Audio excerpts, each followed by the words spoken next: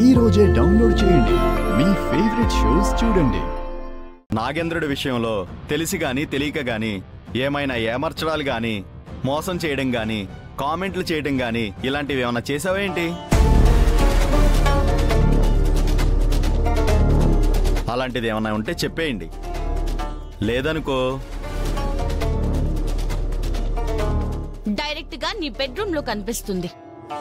నీ ఒంటి మీదకెక్కి నాట్యం చేస్తుంది, కసక్కన కాటేస్తుంది, ఫసక్కన నువ్వు పోతావు.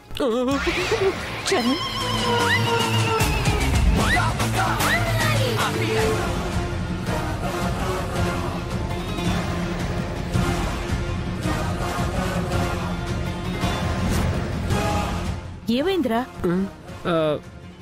ఏం లేదులే.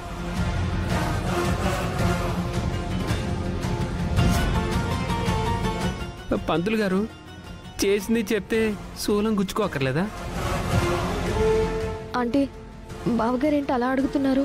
కొంపదీసి నిజం చెప్పేస్తారా ఏంటి? ముందు నువ్వేం తప్పు చేసావో అది చెప్పు, ఆ తర్వాత ఏం చేయాలో పంతులు గారు చెప్తారు.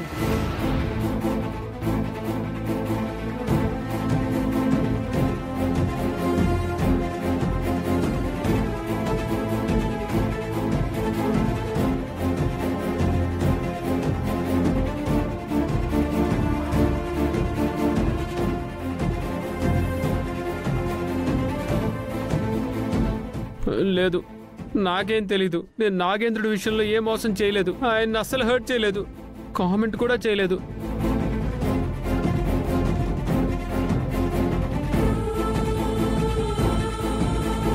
అమ్మా, సాక్షాత్తు ఆ అమ్మవారే వచ్చి చెప్పినా ఇతగాడైతే నిజం చెప్తున్నాడని నాకు అనిపించట్లేదు.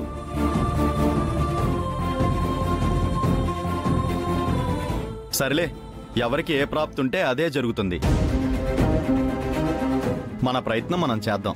బాబు, ఆ పూజా సామాగ్రి ఇలా ఇవ్వండి.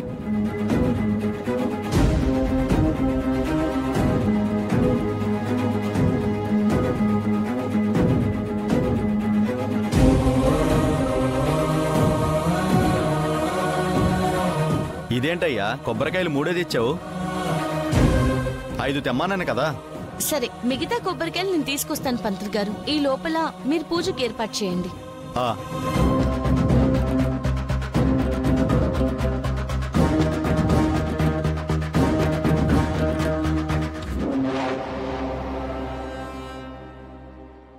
ఆంటీ, రాత్రి చరణ్కి అమ్మవారు కనిపించిందా? తన బెడ్రూమ్ లోకి స్ట్రైట్ గా వచ్చి మాట్లాడిందంట. వచ్చింది అమ్మవారా, లేకపోతే గెటప్ వేసుకుని పల్లవి వచ్చిందా? ఎందుకంటే చరణ్ భయపడుతుంటే అది నవ్వుతుంది. చరణ్తో నిజం బయటకు చెప్పించాలని అది ట్రై చేస్తున్నట్టుంది. అందుకే డౌట్ వస్తుంది. అయితే అమ్మవారు రావడం, భయపెట్టి గుడికి రప్పించడం దేని ప్లానా? చెప్తాను.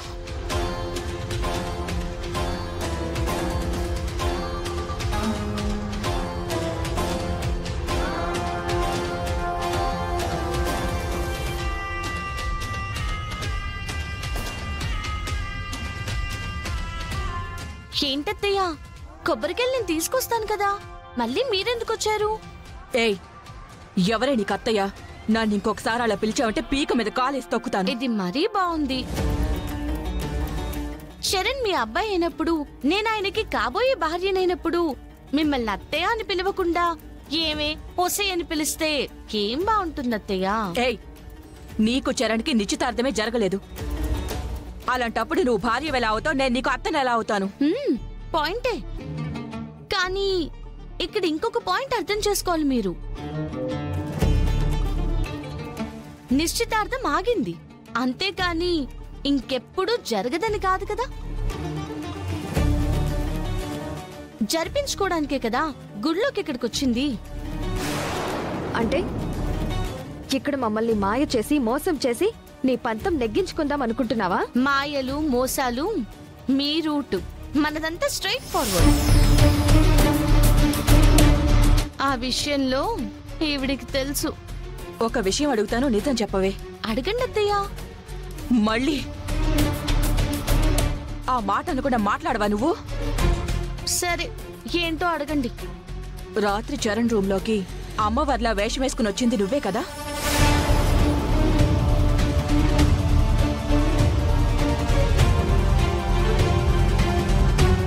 మాట్లాడవేంటి చెప్పు. ఈ విషయం మాకెలా తెలిసింది అనుకుంటున్నావా?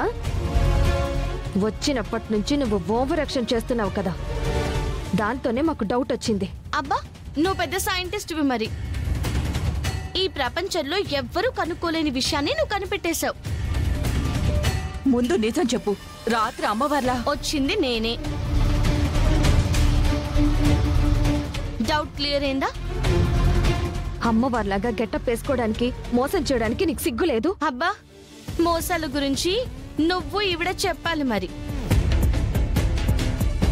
నిశ్చితార్థం ఆపడానికి పాముని రప్పించి జాతకంలో ఏమైనా దోషాలున్నాయేమో అని అందరికీ డౌట్ వచ్చేలా చేసి నిశ్చితార్థం ఆపించేశారు కదా, మరి దాన్నేమంటారు?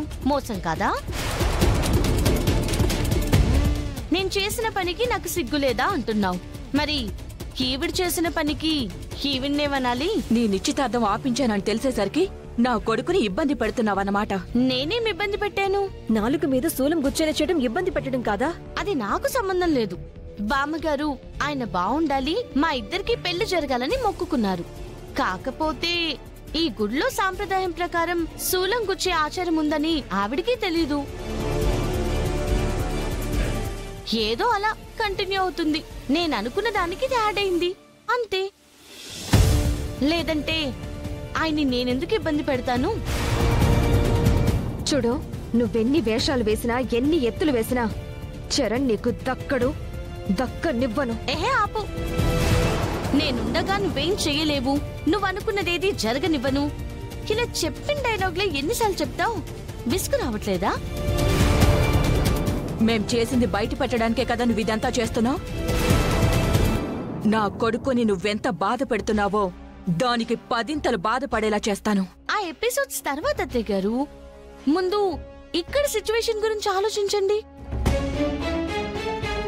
సడన్ గా మీరు ప్రాబ్లంలో పడితే ఎలా బయటపడాలో దాని గురించి డిస్కస్ చేసుకోండి. మాకేంటి ప్రాబ్లం? పిచ్చి సిస్టరు, కిందాక మీ బావగారు నాలుగు మీద శూలం గుచ్చుతాను అనగానే ఆయన డైలాగ్ ఏంటి? పంతులు గారు చేసింది చెప్తే శూలం గుచ్చుకోకర్లేదా? ఇంకా అక్కడ పూజ మొదలవ్వలేదు, ఆయన నాలుక మీద శూలము దిగబడలేదు. పూజ మొదలయ్యి ఆయన నాలుక మీద శూలం గుచ్చుతుంటే ఆ బాధను భరించలేక నిజాన్ని బయటికి కక్కేశాడే అనుకోండి.